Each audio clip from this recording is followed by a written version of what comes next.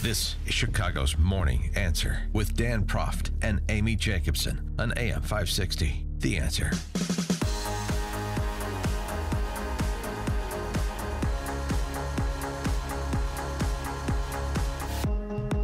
Good morning, Dan and Amy. President Trump sitting down with Margaret Brennan from Face the Nation before the Super Bowl yesterday.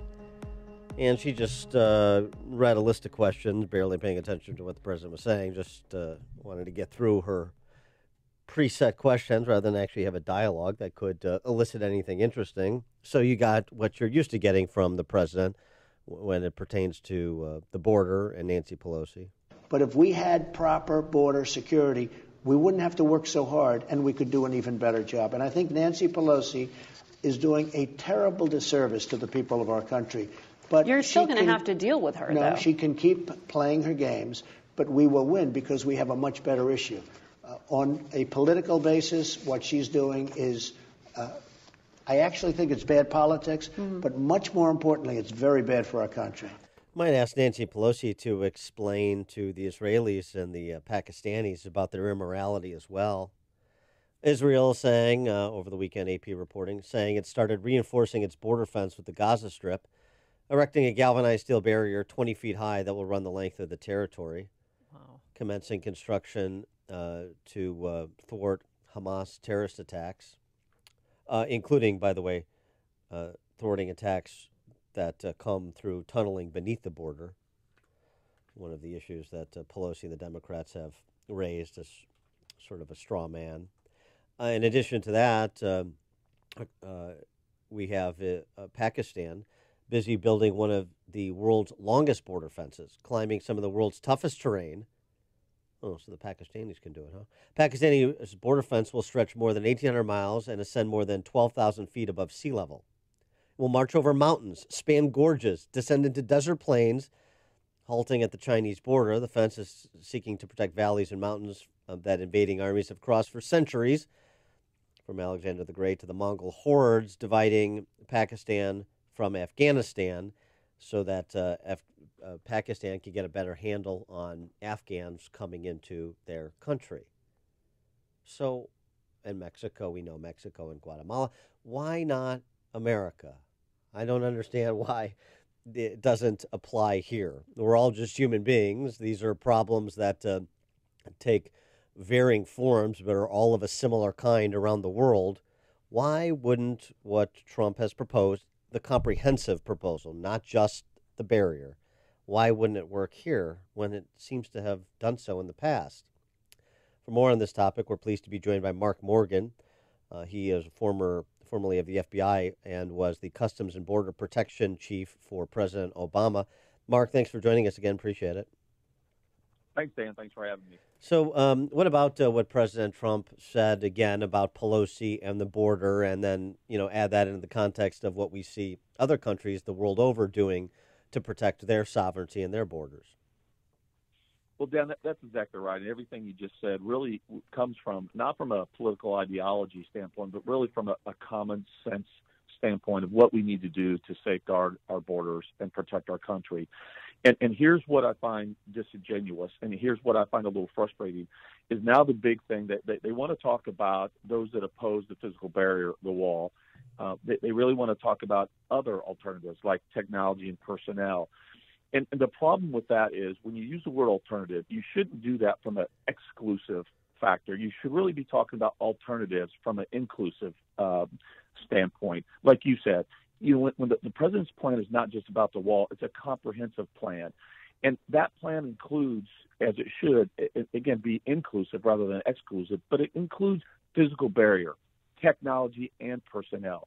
It's really part of that multi-layered strategy. And so why are we saying, well, this tool to the Border Patrol, we'll give you this tool and maybe this tool, but we're not going to give you this tool. And all those tools, including the wall, the experts will say they need, and the data shows it works. It just doesn't make sense. Well, you talk about alternatives. I mean, a lot of the Democrats say, oh, just throw drones up there, that will deter people from coming into the country. Are you already using a drone program? Yeah, and that's great. That's exactly right. And it goes back to that multi-layered strategy. Absolutely. Do we need technology like drones? Do we need additional passive security measures? Do we need more ground surveillance? Do we need more personnel? Yes, we need all of that. And the Border Patrol has been using that multi-layered approach for decades. And as technology gets better, they infuse better technology. As the cartels change their tactics and procedures, so does the Border Patrol. It just makes sense. But any one of those, whether it's personnel only, technology only, or physical bearer only, they don't solve the problem in and of themselves. They need all of that. And that's what's getting lost in what I think is being driven by a political agenda here. It was interesting last week. Sarah Saldana, who was ICE director under President Obama, she was on some Yahoo News program, and she was essentially saying that what Trump is proposing just, it won't work, it's insufficient. But she was sort of pressed a little bit and was asked, well, will it have some impact, some positive impact? And she says, well, yeah, some positive impact. Well, that's all that's really being argued. It is going to have some positive impact as part of a holistic approach to border security. And frankly, the compromise that Trump proposed a couple of weekends ago ticked off a lot of those boxes that you just mentioned in terms of the whole gestalt of border security. Dan, that's exactly, again, you understand it. And I think it's just from a common sense standpoint, that's exactly right. No one has ever said, and there's not a single expert, right, not a political pundit, but an expert that says the wall is 100% effective. But if you go to those areas, San Diego, El Paso, Nogales, Yuma, where that multi-layered strategy has been used, it has been overwhelmingly effective. 90% effective of reducing illegal immigration. And can it be defeated? Yeah, but last time I checked, 90% is still pretty darn effective. And one last thing real quick is so that some of the same individuals now that are saying the wall is ineffective and immoral, in 2006, they passed a bipartisan Secure Fence Act that led to 654 miles of wall fence being built. And in 2013, the Senate passed also a bipartisan bill that included $8 billion for a fence. And now all of a sudden it's immoral. Right. Now, I want to go back to your time at Customs and Border Protection as well. Did you have this problem or challenge of caravans making their way up from Central America into Mexico? Is that something that's sort of a recent phenomenon? Has it been happening? And if it's more of a recent phenomenon, what do you think are the proximate causes for it? Yeah, so caravans have always happened to this degree and frequency. No, this is definitely a lot larger than it has been in the past. But it's really simple. This is a great question.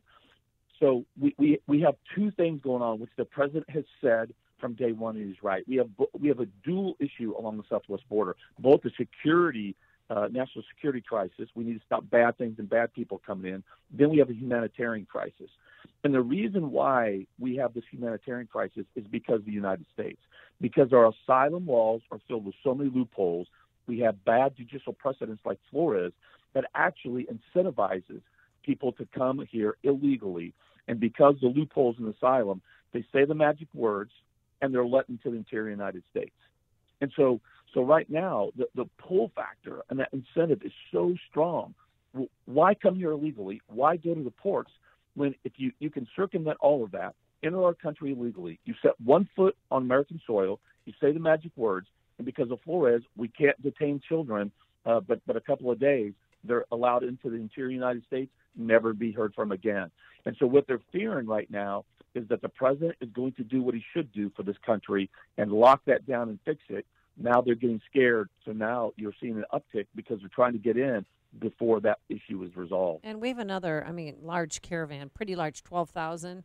And I know the number changes daily, but it's remained in this caravan about the same. When they get to the border, there's an ambush aspect to this, and using tear gas. I know people, a lot of people on the left were upset that President Trump did that, although President Obama did that 26 times during his 8 years in office. Do you think if we build a more fortified wall that might not ever happen again? So I think that as long as our asylum laws have loopholes and we can't reverse bad judicial precedent, that incentive and pull factor is always going to be there. So your question is spot on. And that's why it's not just the national security, it's the humanitarian that we have to address. If we don't fix our broken asylum laws, if we don't address bad judicial precedents like Flores, that incentive and pull factor is still there. So they're going to keep coming. But what's ironic, though, is we talked about the barrier. Remember the last caravan that was in San Diego? How did we stop them? Well, we stopped them through a multi-layered strategy of what? Physical barrier, technology, and personnel, which is exactly what the president is asking for now. What helped stop that caravan? It was the personnel that was there deploying the tear gas. It was the physical barrier who slowed them down, prevented them from getting over, and the technology and other stuff that was being used at the same time. It's just common sense. But if we don't fix those asylum laws and bad judicial precedents, the incentive and pull factor are going to remain, and they're going to keep coming. What did you think of some of the wives or spouses of Border Patrol agents getting together and inviting Nancy Pelosi to come down to the southern border where they live and their spouses work so she could get a first-person account of what they're dealing with on a daily basis? Dan, you know what? I wasn't anticipating that question, but I'm glad you asked that. I'm not joking. I was sitting in my house on my couch, and I literally stood up and started clapping at the TV. I was so proud of those wives because that's exactly what needs to get done. I'll listen to pundits, I'll listen to politicians, and I know within the first 30 seconds that they have not gone down to the border. They have not spent serious time. They have not talked to the experts down there. They have not walked the line and see the vast terrain and challenges faced by the men and women of the Border Patrol. So I applauded them. And again, it hasn't happened. The Speaker of the House has still not gone down to the border. And let's not forget what's ironic in her state. What does she have in her state? She has some of the best, most extensive wall than any other state along the southwest border. And I hope the American people that they see the irony there. Yeah, exactly. Mark Morgan, former FBI agent and Customs and Border Protection Agency head under President Obama. Mark, thanks again for joining us. Appreciate your insights. You bet. Thank you. And he joined us on our turnkey.pro answer line.